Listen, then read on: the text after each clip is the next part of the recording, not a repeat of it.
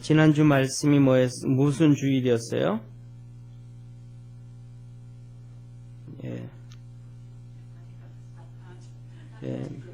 나팔주일이었죠. 나팔주일은 하나님 나팔주일은 뭐예요? 그날 그 해가 그때 뭐가 있다고? 초막절과 대속죄절이 있는 달이라서 축복을 약속해 줬다. 축복을. 근데 진짜 뭐냐면요. 저는 이렇게 보면서 하나님이 진짜 대한민국을 너무너무 사랑하시는 것 같아요.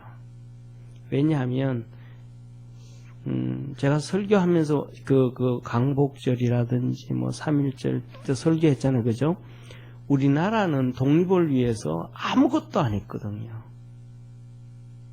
그런데 하나님이 독립을 시켜줬어요. 그리고 그 다음에 두 번째로 저를 한번 봐주세요. 그전에는 그런 생각 안 했는데요.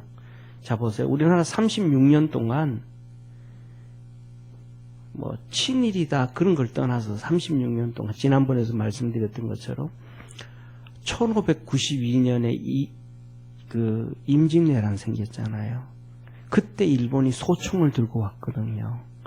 그런데 조선이 망할 때 1892년, 1896년에 1895년, 1895년이면 300년이 지나잖아요.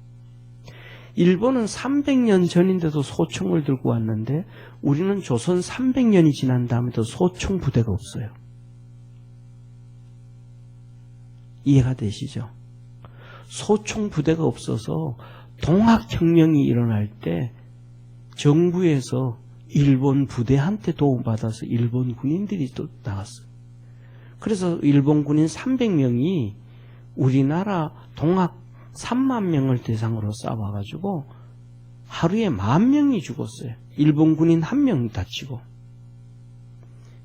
자, 보세요. 단 얘기가 아니고 300년 동안이 그렇게 문명이 발달되어져 가는데, 그리고 일본은 비행기를 날리고 함선을 만들잖아요.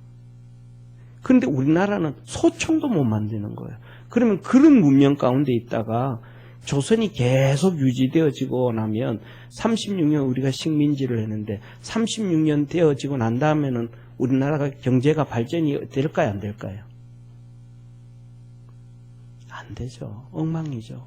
그런데 그 36년 동안 일본이 우리나라 경부선, 중앙선, 영동선, 기차철로 다 놔주었고 다 됐고, 그 다음에 공장들 어마어마하게 세워졌고, 화력발전소부터 수력발전소, 더 나아가서는 우리나라 외 웬만한 곳 시골에 가면 저수지 있잖아요. 그게 거의 일제시대 만들어진 거예요. 그래서 일제시대 때 저수지를 만들어주면서 첫째로는 일본이 그런 저수지를 만들면 댐 만들고 저수지 만들면서 돈을 받았어요. 그러니까 돈을 빌려줬어요. 이거 만들 돈 얼마 드니까. 그 다음에 이거 해가지고 쌀 만들어서 팔아서 갚아라 그랬어요. 그런데 그 다음부터 그거 하니까 그전에는 예를 들면 10가마니 이렇게 수입하던 것들을 그 다음에는 20가마니 15가마니가 이렇게 된 거예요. 그래가지고 2가마니 값을 줘가지고 팔아버리고 그 다음부터는 계속 이익이잖아요, 농부들이. 이게 일제시대 때 있었더라니까요. 그러니까 300년이 지나도 발전이 안 되는데 36년 만에 어마어마하게 발전을 시킨 것은 하나님이 일본을 통해서 우리를 축복해 주셨다. 저는 그렇게 제가 친일파가 아니고 그렇죠. 그렇죠.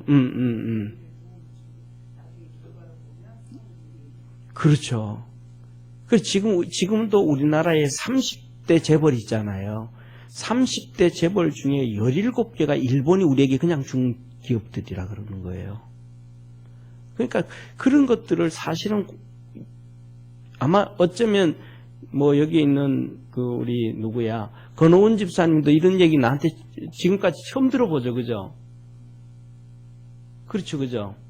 근데 이게 뭐냐면 사실인데 사실인데 그 얘기를 안 해요. 그냥 막 나쁜 놈이라고만 하거든요. 그러니까 제가 하는 얘기가 일본을 통해서 하나님이 우리를 축복해 준다.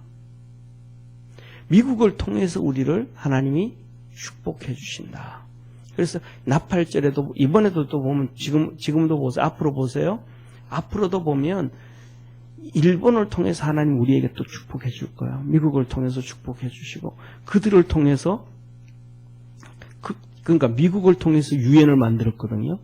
유엔을 만들고 2년 만에 전쟁이 터졌어요. 우리나라. 그 유엔군으로 우리나라가 유일하게 와 있어요. 다른 나라는 없어.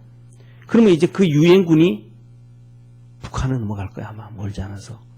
그러면 북한도 똑같이 그렇게 되어져서 통일을 만들어주는 것도 하나님이 그런 방법을 할 거야. 아마. 그래서 뭐냐면 우리가 진짜 하나님 앞에 믿음으로 감사하면서 사는 우리 됩시다. 자, 그래서 여기서 이렇게 얘기해요. 지난주에 말씀드렸던 것처럼 가난한 자의 복, 부유한 자의 화, 줄인 자의 복, 배부른 자의 하, 우는 자의 복, 웃는 자의 화, 버림당하는 자의 복, 칭찬 듣는 자의 화. 어느 쪽에 서 있는가? 복 있는 자리에 서 있는가? 화가 있는 자리에 서 있는가? 여기서 두 가지잖아요. 그죠? 첫째로는 부자냐 가난하냐. 이덕준 권사님 부자예요? 네, 복 있는 자리에 있는 거예요. 그러면 근데 여기서는 지난번에 주일 말씀드렸죠. 그죠? 물질적 재물적인 부자를 얘기하는 게 아니고 마음 돈에 잡히지 아니한 사람. 그러니까 저쪽 부자도 아닌데도 돈에 잡혀 있으면 그 사람 부자예요. 돈이 아무리 많이 가지고 있어도 잡히지 아니하면 요새 하는 얘기가 그러잖아요. 조국 같은 경우에는 엄청난 부자예요. 왜요? 몇십억을 가지고 있는데도 뭐 아들, 딸들 막 그냥 공부를 잘해서 성적 장학금을 받는다고 하면 괜찮은데 뭐 동창회 장학금, 뭐 이 장학금, 저 장학금 다 하잖아요. 그죠? 이건 뭐예요? 돈에 잡혀 있는 거예요. 이 사람은 부유한 자라는 거예요. 그래서 화가 있다. 거기서 돈에 잡혀져 있어서. 그 다음에 줄인 자의 복과 배부른 자의 화, 우는 자의 복과 웃는 자의 화, 버림당하는 자의 복과 칭찬 듣는 자의 화. 우리가 예수님 복음 똑같이 아까도 믿음으로 살다가 야고보 사도가 62년도에 돌에 맞아 순교를 하잖아요. 그게 뭐예요? 버림당함으로. 자, 이번 주에는 베레아 성도, 신사적인 베레아 성도. 그래서 신사적인 성도가 되자. 예, 이번 주에 공과는 신사적인 성도가 되자. 한번 인사합시다. 신사적인 성도가 되자. 아멘. 같이 읽습니다. 어떤 사람은 처음에는 멋지고 신사적인 것처럼 보이지만 얼마 안 가서 그 사람의 진실을 보고 실망하게 된다. 그러나 신앙적, 도덕적, 인격적으로 멋진 사람들이 있는데 이들을 신사적이라 한다. 하나님은 베레아 성도들을 신사적이라고 하셨는데 이들의 모습을 한번 배우자. 첫째, 신사는 어떤 사람이 신사예요? 예, 신앙의 질서가 있는 사람을 신사라 한다. 신앙의 질서가 있는 사람을 신사라고 한다. 그 다음에 두 번째, 말씀이 신사를 만든다. 세 번째, 성령님이 신사로 만든다. 예, 말씀이 신사로 만든다. 타이핑이 틀렸네. 그죠? 말씀이 신사로 만든다.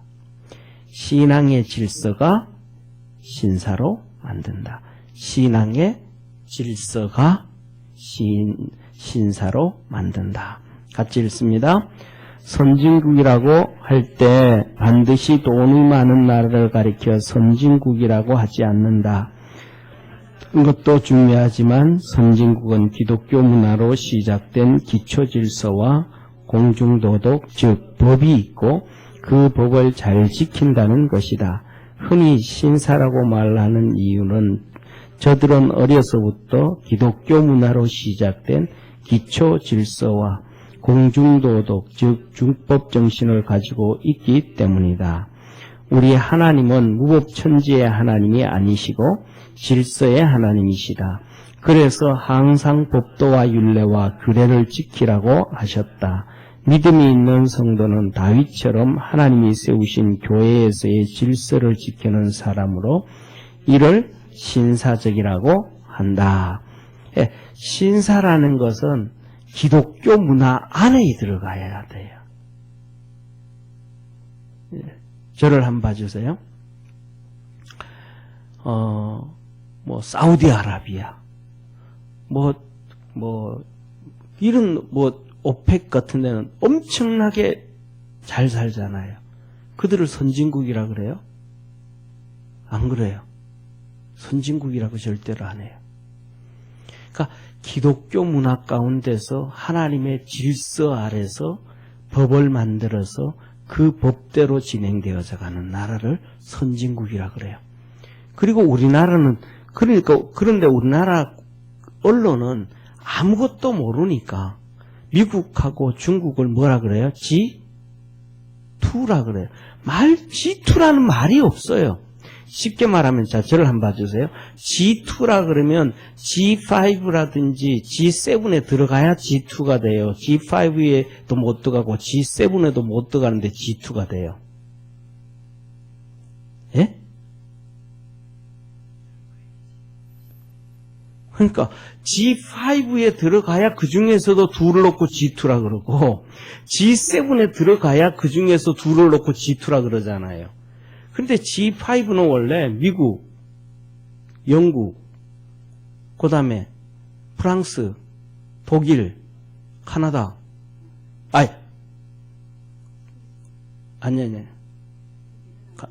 독일. 그게 G5였어요. 요새 G7 하잖아요. G7 할 때는 호주, 카나다, 이태리 들어가요. 거기 중국도 그래가지고, 러시아는 맨날 떠들어요. 야, G8 하자, G8. G8 하자, G8. 자기들 들어가려고. 야, 네가 무슨 G8이냐.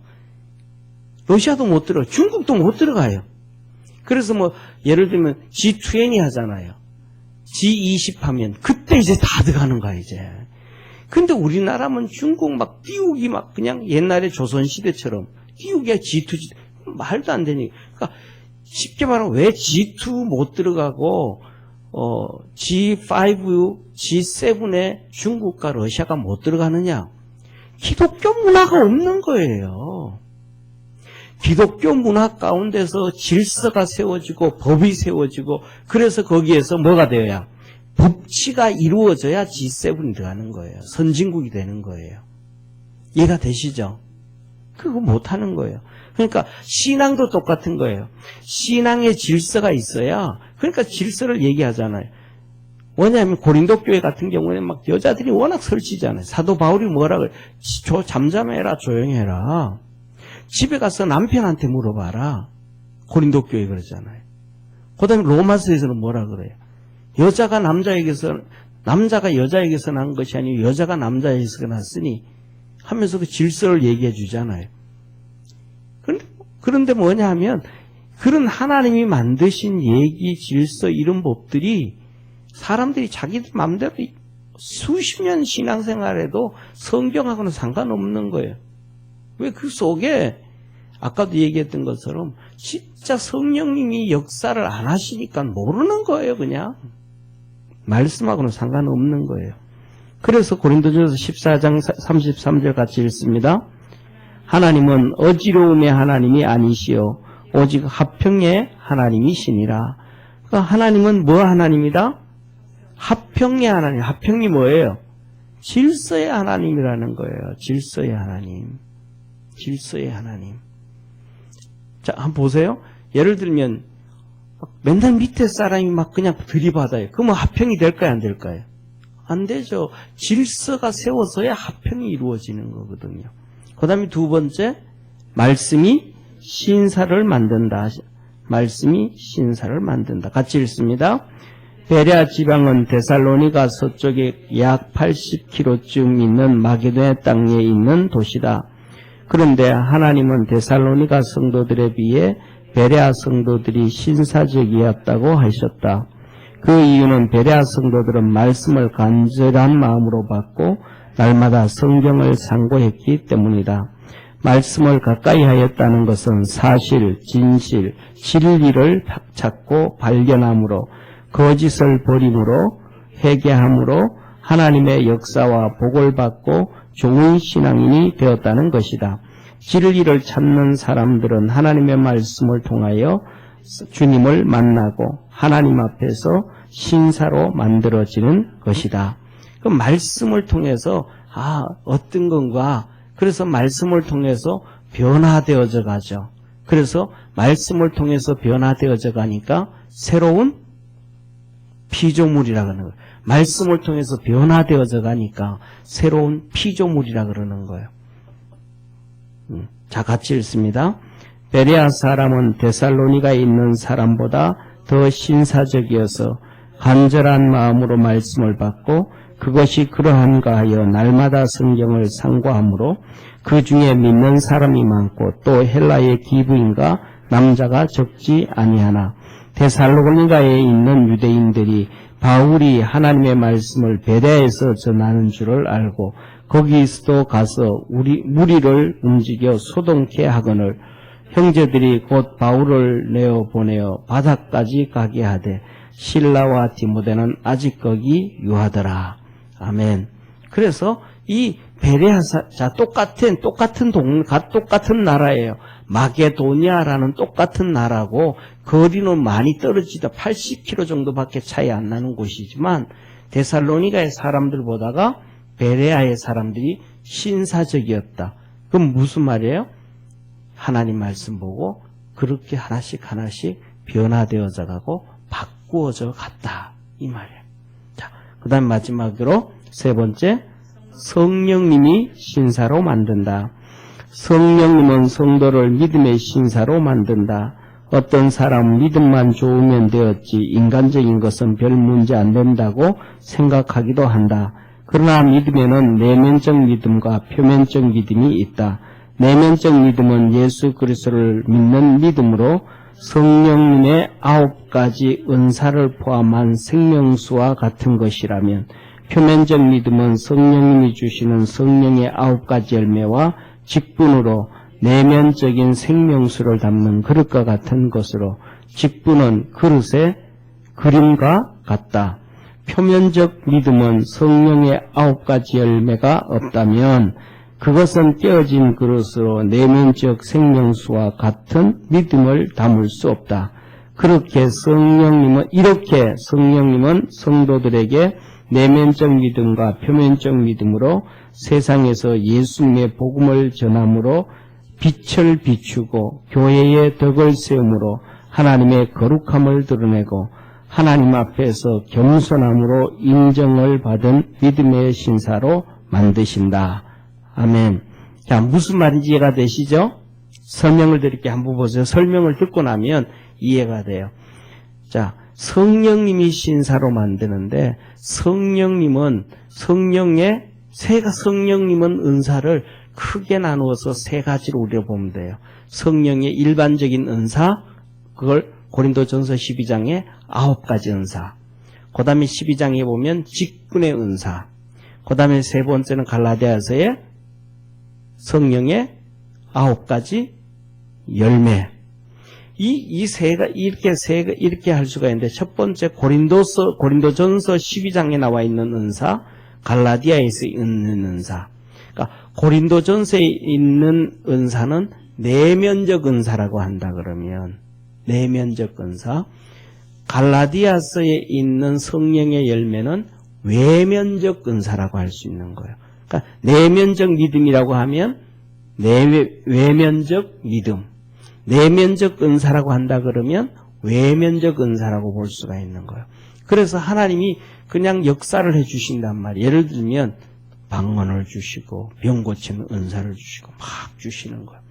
그래도 그것이 그를 구원해 주지는 못해요. 그냥 하나님이 그걸 줘가지고 그를 사용할 뿐이에요. 직분자도 그냥 그렇게 사용하는 거예요. 선지자, 사도, 집사, 권사, 사모, 전도사, 목사 전부 그냥 하나님이 사용을 하는 거예요. 그런데 갈라디아에서 나온 9가지는 본인에게 중요한 거예요. 본인에게 열매가 맺어지는 거예요. 그래서 그 외면적으로 있어야 속익게 쌓여지는 거예요. 속익게 기해지는 거예요. 그러니까 은사와 직분이 기해지는 거예요. 하나님 앞에 가면 그 은사와 직분으로 일했던 것이 상급이 되어지는 거예요. 그런데 성령이 9가지 열매가 없이 이것은 그냥 하나님 앞에 쓰임받고 끝나는 거란 말인 거예요.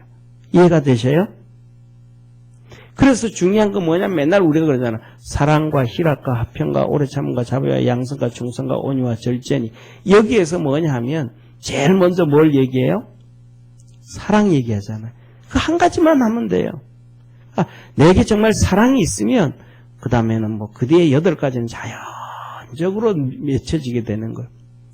그래서 다른 말로 하면 사랑이라는 말을 다른 말로 하면 무슨 표현을 하냐면 내가 이걸 어떤 걸로 표현하면 가장 좋을까 이런 생각을 해보다가 보면 가장 좋은 단어가 뭐냐면 오지랖이라는 단어와 연결이 되는 것 같아요. 오지랖. 어떤 사람은 오지랖이 좀 넓은 사람이죠. 신동숙 권사님 같은 경우. 아니에요? 그러니까 오지랖은 뭐예요? 그냥 우리가 표현 이것저것 참견하지만은 그 사람을 막 도와준다고요. 예. 막 그냥 오지랖이라는 단어는 막 그냥 안 좋은 표현으로 쓰이지만 이것저것 간섭해가지고 이거 해봐, 이렇게 해봐, 이렇게 해봐. 야 저쪽에 가니까 장사 이렇게 하면 잘 되는데 이거 이렇게 해봐. 이게 뭐냐 하면 사랑하는 마음이 있기 때문에 가능한 거예요. 그 다음에 그 사람이 잘 되기를 바라는 마음 때문에 가능한 거예요. 그런 마음이 없으면 절대로 잘 되든 말든 상관 안 해요. 그리고 그다음 그 말 하고 난 다음에 자꾸 도와주려고 그래. 이게 오지랖이거든요. 그러니까 사람이 듣기 싫으니까 아이 참 귀찮다 그러지만은 그 하는 사람은 진짜 그냥 성격이 그런 게 아니고 진짜 그 마음 속에 따뜻한 마음이 있기 때문에 그걸 하는 거예요. 그게 사랑이거든요. 근데 이렇게 다른 말로 그거는 배려하고는 전혀 상관이 좀 다른 것 같아요. 그죠? 그런 마음이 있어야 그런데 어쨌든 사랑이 없다 그러면 그 뒤에는 아무것도 없다라는 거예요.